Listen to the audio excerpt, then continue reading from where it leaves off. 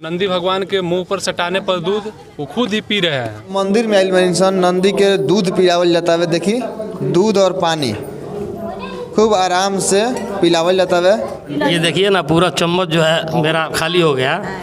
बहुत बढ़िया, ये बिल्कुल साफ सुथरा जगह है। नमस्कार, रघुआ दाता ने जियो भोजपुरिया, हम राजेश। अभी हम आइल बानी फुलवरिया प्रखंड के गोसाई माझा गांव में, जहां एक मंदिर बा, भगवान शिव के मंदिर बा। बहुत ही पुराना मंदिर बावे और एजा एक नंदी के जन बा प्रतिमा, एजा दूध पिलावता लोग, दूध और पानी पिलावता और पानी दूध जन बा की नंदी के द्वारा पियल जाता। हालांकि पत्थर के मूर्ति बा, विश्वास कहीं या अंधविश्वास, लेकिन एजा जन बा की भक्त अपना घर से दूध और पानी लेके आवता, पिलावता। श्रद्धा के साथ ही श्रद्धालु एजा आवता, पहुँचाता। भाई कब मंदिर के निर्माण भई रहे बाबा? हमनी के बेहोश के बा, उसके पहले होश का पहले के बा। अच्छा, दूध पिलावता और दूध पियल जाता है। हाँ, पियावता लोग। जी सही बात बा, सही बात है। सही बात बा। 3 बजे से बोल बा। हाँ, कल 3 बजे से चालू हुए। चालू भाव है। सारा लोग देखुए ना, पता कहीं लिख ये नहीं कहीं लिख देखे। तो मैंने अचानक से केकरा मन में आ गया दूध पियावे के? अब तो जी देखले बस यही बताई। एक जना पंडित रहून, पाठक बाबा के नाती रहून, वह सब करता रहून।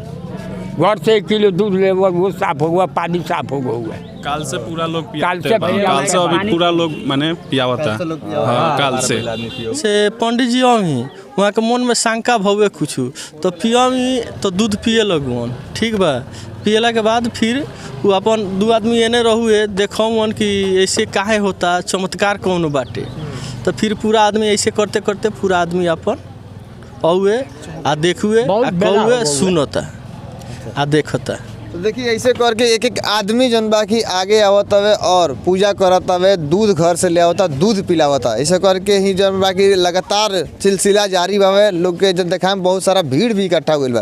तो भीड़ देख के भी अंदाजा लगा सकतनी कि ई जन बा की चमत्कार और करिश्मा देखे खातिर बहुत दूर दूर से भी लोग आवत हवे। यह मंदिर बार हुआ मंदिर भोलेनाथ के मंदिर बावे। बहुत सारा लोग भी में बावे।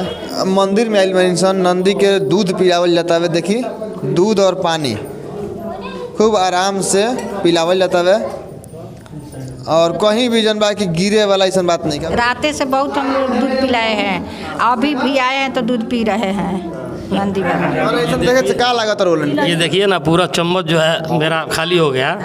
बहुत बढ़िया, ये बिल्कुल साफ सुथरा जगह है। ऐसा कौन नहीं लागत कि चम्मच सटावला में कहीं गिरे लागत? ना कहीं नहीं के गिरत, बिल्कुल सटाने के बाद दूध अपने आप खलास हो जाता है। हाँ, बिल्कुल अपने आप ख़त्म हो जाता है। ये भगवान का आशीर्वाद है, जो बसा बैल दूध को पी जाता है। और ये बहुत प्राचीन और पुराना मंदिर है। यहाँ पर सभी लोग कल से पिला रहे हैं। देखिए ये बहुत ही पुराना प्राचीन मंदिर बावे और सब लोग जन बा की चम्मच से दूध पिलावता।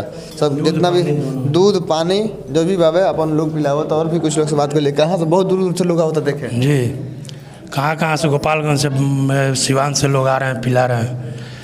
कल से दूध पिलाया जा रहा है, पानी पिलाया जा रहा है। देखिए या बाहर जन बा की चारों तरफ बाहर भी चमत्कार देखे खातिर भीड़ लागल बा। हर लोग जन बा चाहता देखे के। 3 बजे करीब में लगभग मन में एक आदमी के हुए कि दूध पिला के देखी। दूध पिलाते दूध जन बा की बसा बैल नंदी के द्वारा पियर गए, जना के बाद से सिलसिला शुरू हो गई बा। भाई 100-150 पुराना मंदिर बा। 100-150 साल? हाँ, 100-150 पुराना मंदिर बा। ऐसे कि बाबा के 100 बड़ी उम्र हो गई, वहाँ के होश के पहले के मंदिर बा। देखिए लगभग जन बा के लोग बतावत तक 100-150 साल पुराना ये मंदिर बावे। और ऐसे ही जन बा की भक्त के सिलसिला लगातार जारी बावे। वीडियो रुआ ज़्यादा शेयर करी, वीडियो रुआ यूट्यूब फेसबुक देख मिली। अगर यूट्यूब चैनल सब्सक्राइब नहीं करे तो यूट्यूब चैनल सब्सक्राइब करी। जी कल करीब 3-4 बजे शाम से एक ऐसा हुआ कि एक गांव का ही लड़का गया और नंदी भगवान को दूध पिलाया और वो दूध पी लिए। फिर दौड़ करके और भी पानी लाया। फिर एकाएक करके पूरे गांव के लोग जुटे। अगल बगल के गांवों का पूरा जन सैलाब टूट पड़ा यहाँ पे। सभी लोग अपने से प्रत्यक्ष रूप में देखे, जांच भी किए लोग। और नंदी भगवान के मुंह पर सटाने पर दूध वो खुद ही पी रहे हैं। ये पूरा यहाँ पे लोगों का कल से जुझुम उमड़ पड़ा है और सभी लोग शंकर भगवान में अपना आस्था प्रेम रख रहे हैं और दूध कल से चढ़ा रहे हैं।